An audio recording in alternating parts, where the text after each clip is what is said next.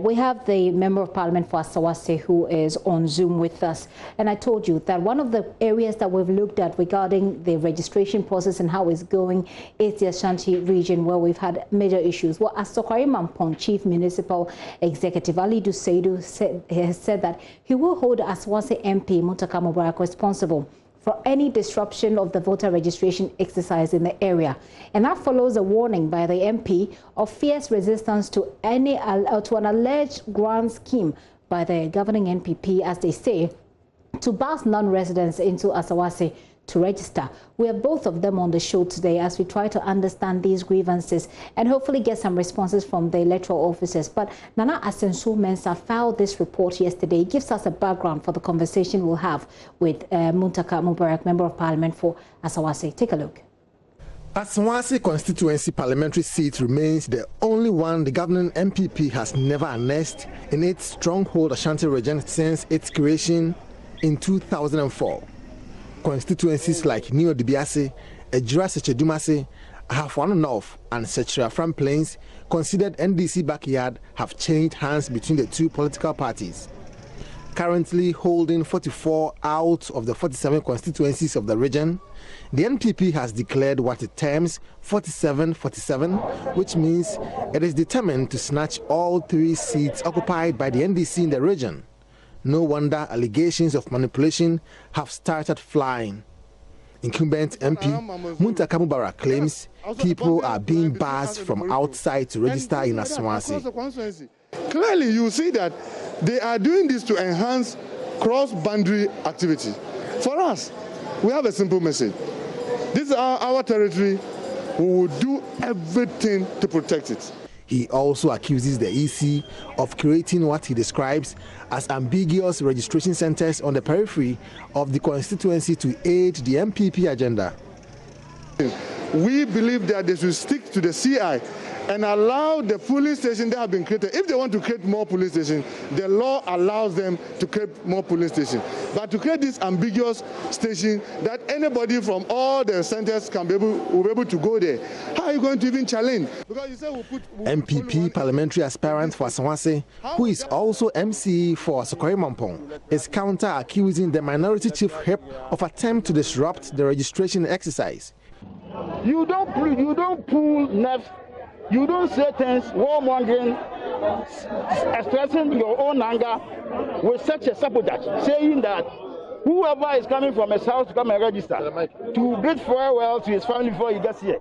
It means that we will hold you responsible in case of any hurt. If anybody gets hurt, we shall hold him responsible. Because at the end of the day, we want to have free, fair, and trouble-free registration and election. Meanwhile, confusion nearly broke out over one of the newly created polling stations in the constituency. Alhaji Muntaka expressed outrage over the sighting of the Adom Drinking Sports Registration Center, which he claimed is near the residence of the constituency chairman of the ruling NPP. Anyway, and this one, you can see is very clear. You can't place a polling station in somebody's residence. That's a private property. Look, there's a school here. Let's locate the polling station. It's a new polling station. By law, you are supposed to notify the political party 21 days before the start of the registration. That has not been done. Only this morning for us to see that a station has been placed here. That is very unfortunate. Ali Duseidu, in reaction, maintains all the over 150 polling stations within the constituencies must be relocated if the Member of Parliament insists on his claims. This is a polling station. It is in front of somebody's house. And all of these polling stations have been created long ago. We have 186 polling stations. If you say there is a particular polling station sited at a place purporting to be in front of someone who is a sympathizer to an MPP, then you go to all the polling stations and get that relocated. Because Wawulo police station is in front of somebody's house. Meanwhile, social distancing has become a challenge at most registration centers.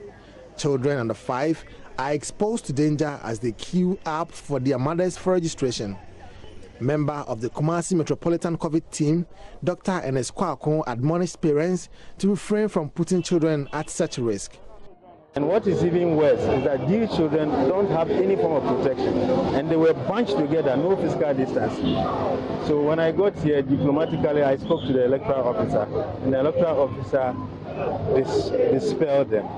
And their places have been taken, miraculously been taken by their own parents, who are rather in mask and protected, and those children were left. I think this is something that should not be condoned. Nana Asensu Mensah reporting. That's Nana Asensu Mensah's report. And like I said, I have the Member of Parliament, Honorable Member of Parliament for the area, as I want to say, Muntaka Mubarak, who's also the Minority Chief Whip, on Zoom with us. Sir, thank you very much for your time this afternoon.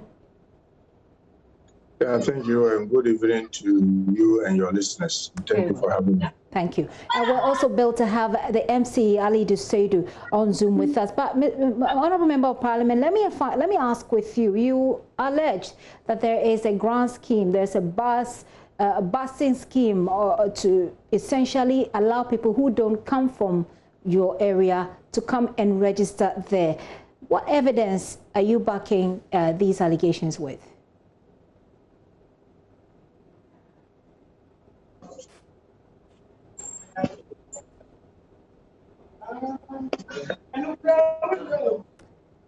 Hello, Mr. Muntaka, can you hear me? If you can, it will be good to put down the sound on your TV set so that we can see you and you can hear me from your phone. Okay. Mr. Muntaka, can you hear me? Is it better now? Okay, let's try and raise him back on the line. But I'll read some of your messages that you've been sending, especially on social distancing protocols and how it's been observed at the registration centers as we try to work out Muntaka Mubarak's Zoom, as well as Ali Duseidu as well. Okay, looks like I have the Member of Parliament back. Mr. Muntaka, thank you once again. I was asking earlier, your allegation that there is a grant scheme to bus people into your area to get them registered, even though they don't come from there. What evidence are you backing that allegation with? Well, let me thank you once again. I mean, the interview that you just played back, you heard the MC himself saying, I mean, I heard it at your 12 o'clock noon, where he's saying that so long as they are Ghanaians, anywhere they are coming from, he doesn't see anything why anybody can stop them. It confirms what we were saying. If you like, just play the 12 o'clock, the interview that you had with him, play it to the end. You hear him say that so long as they are Ghanaian, they can be coming from anywhere. It doesn't matter. It matters. That's why he should know there's a law that provides who can register at each polling station. You need to be somebody that is permanent resident or you hail from that place. At least if you are also somebody who has just moved into that area, at least in the last 4 years, you have stayed in the total for about 1 year before you can be a registered voter there. So it's not that anybody anywhere, once the person is a Ghanaian, so me, I'm a Ghanaian, so I just get up and go to Bantama and say I'm going to register. That's not the case. And that's exactly what they think they can do. But we keep saying it. We are assuring them we are going to police every single registration center. That is not going to happen. You are going to police every single registration center. You don't just leave it at that. Yesterday, in the story again that my colleague filed, you indicated that people who are coming to the neighborhood who don't come from there should bid farewell to their family before they get there. That presupposes that those people are going to somehow get killed. Well, you are saying that. I didn't say somebody is going to be killed. No, and that's why I'm talking to you. I'm inferring from the statement you make, and that's why again I'm talking to you for clarity. I'm saying that you have no business coming into that constituency in the first instance. You have no business. Just stay in your community and register, and let us all have peace. If you choose to transport yourself or allow yourself to be transported into another territory, and you go and anything happens to you, you have yourself to blame. So I'm encouraging everybody to stay where he or she hails or stay and then register. Don't try to transport yourself into a territory where you yourself know you don't qualify to register there, or allow someone to transport you into those territories. Let's allow our democracy to work. Let's allow persons that are supposed to decide who becomes their MP, who becomes their president, does that, and not to simply just sit and and play on consent, and then others get burst into a territory. I don't think that will not be even just to ourselves if we do that. Which is a fair argument, really fair. If you have no business registering at a particular place, you absolutely have no business being there. But for the statement you made coming from a member of parliament, if any of your colleagues had made this, wouldn't you think it was, would you think that would have been okay? Because there are people who follow you, people who listen to you and act accordingly. That's where I'm coming from. Yeah, that's exactly what I'm telling you, that you have no business being there. So just stay in your community, period. But if you choose to ignore all the rules that we have in our country, the laws of our country, and decide to cross into a territory where you are not supposed to be there, you will have yourself to blame. So simply stay where you are, and that's it. And then let's all have a peaceful process that will end up get the right persons being in the register at the right place, so that you do not do cross-boundary activity that will mar the whole process and defeat the essence of our democracy. If you had the chance to withdraw that statement about people saying, I'm just asking, if you just allow me to ask, I'll certainly ask my other questions, but I just want us to exhaust this one, that if you had the chance to withdraw that, will you? Let's talk about it. Say that again, I lost you.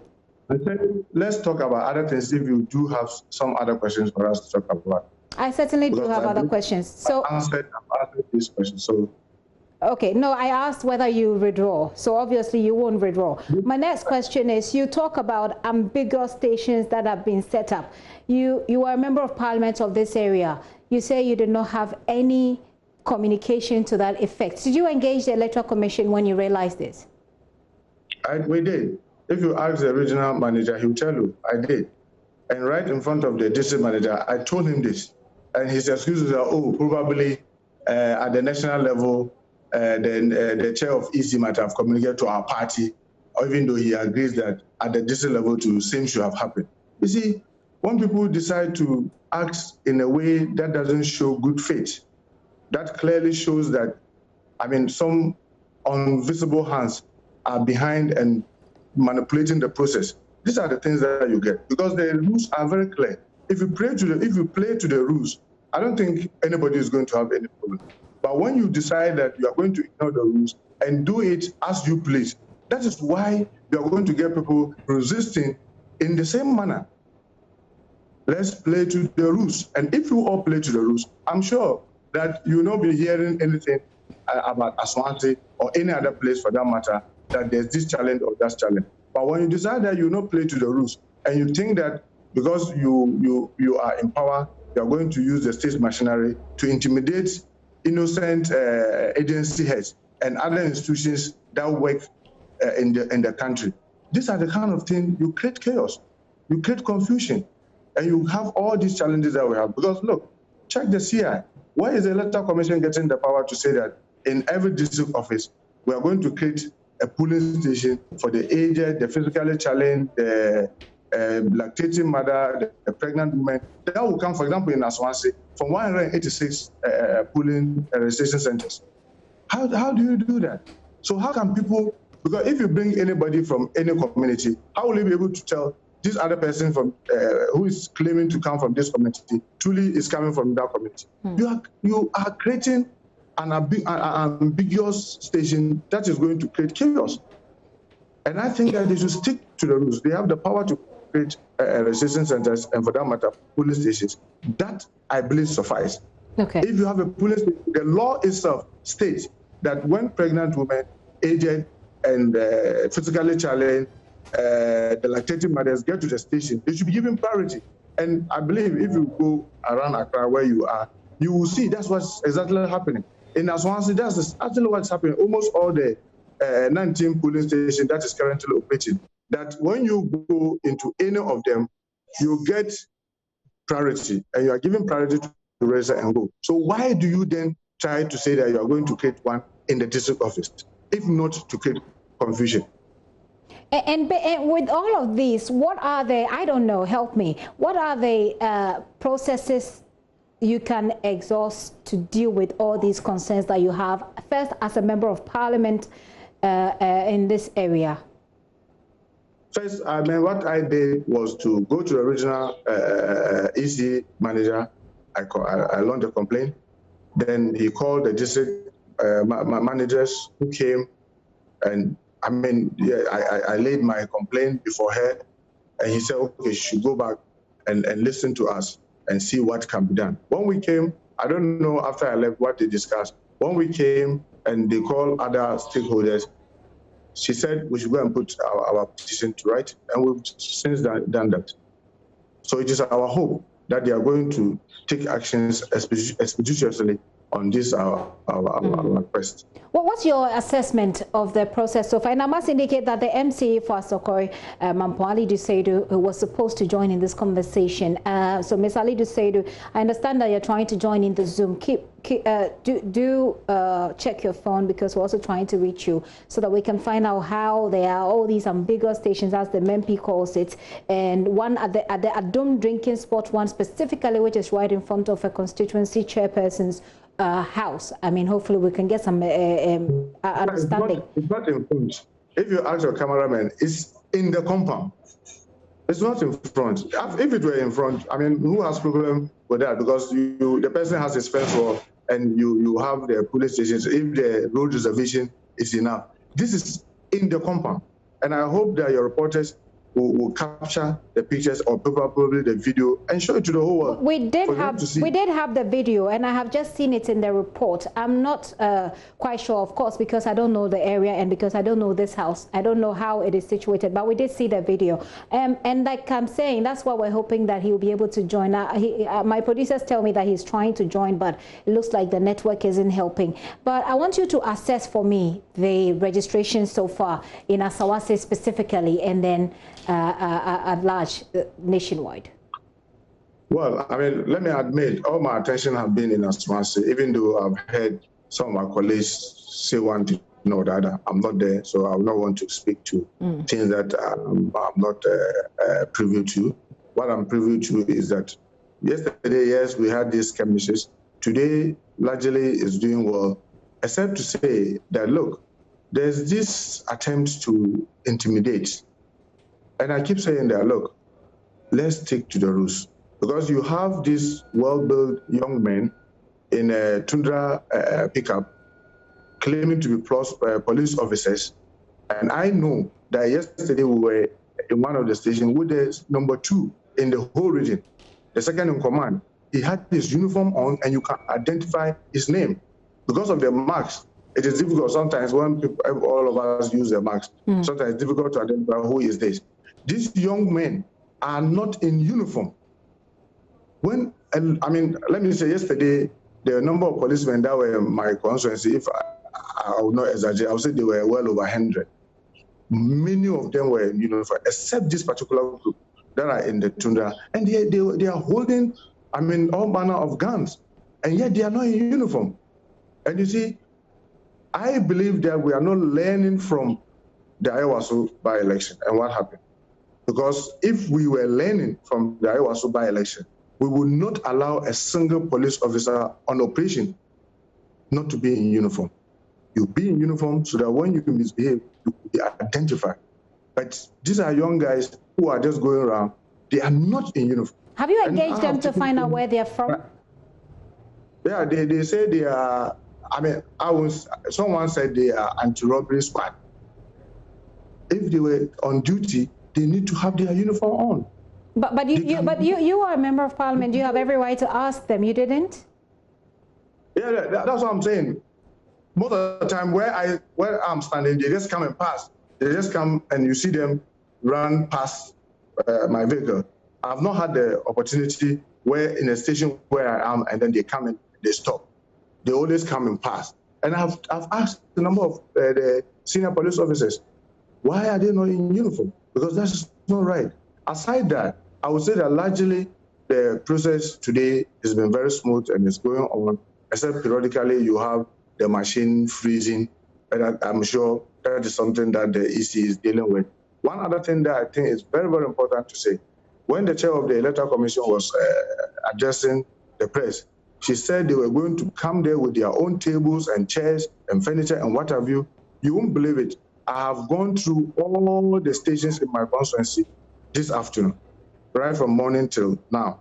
I've gone through all the 19. Yesterday, they were using granule sellers table, other tables where they are closer to a school. They are using the teachers' table and what have you. And because of that, there are not enough furniture around, and therefore, observing social distance in Aswanzi is almost close to impossible.